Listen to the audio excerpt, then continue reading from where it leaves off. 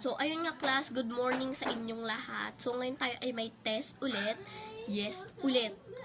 Yes, no. So, tayo ay may test and ang test natin is about sa ating lesson. Yes, no. So, ilan ba ang absent?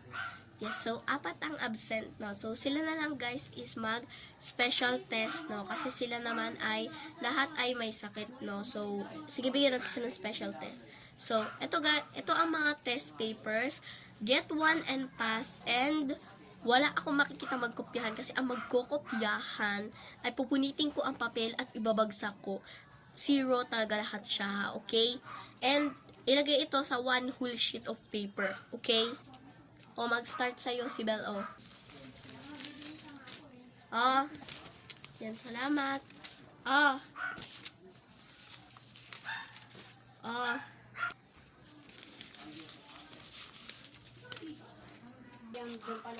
Yan, salamat. O, Silino, bilisan mo. Magsasagot ako. Ito na nga eh. Hirap naman ito. Never mind. May cheat naman ako. Wala akong papel. Ay. Shh, Athena. Pakuha nga, pasuyo ako. Pakisabi kay Celine, pengi ako isang peraso intermediate. Sige. Celine, pengi daw pengi daw si Diana ng papel. Ay, si Diana, si Luna pala. 1 whole sheet. Yun. Ako na din, bigyan mo na rin ako. Wala kang papel eh. Asa ka? Hindi kasi kayo nagdadala ng papel, no? Bahala kayo dyan. Hindi ko kayo bibigyan ng papel. Susunod kasi magdala kayo ng papel. Doon na nga kayo, magsasagot ako.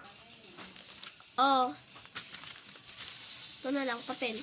Hati kayo ni Tigisa ba? Salamat. Ano bang sagot dito sa number 1?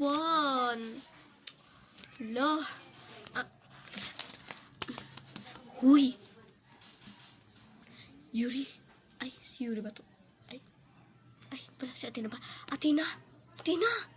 Huy! Ano sagot sa number 3? Ano sagot sa number 3? Bumalik ka sa'yo, di ka nang bibigyan ng intermediate kanina, tapos ngayon, ano ka dyan? Di, bahala ka, hulaan mo yung sagot. Ito ang damot nito. Akin na nga yung papel mo.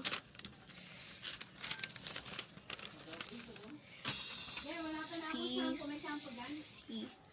A, D. Tapos, ano to? Babasa. B ba to? B. Uy, Celine, diba sabi ko walang kokopya? Ano yan? Akin na.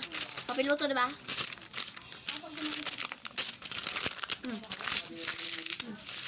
Ano siya ng mga Yan. 0 ka. Oh, shit. Ma'am, papel ko po yung hawak na ni Celine na isa. Kaya yan.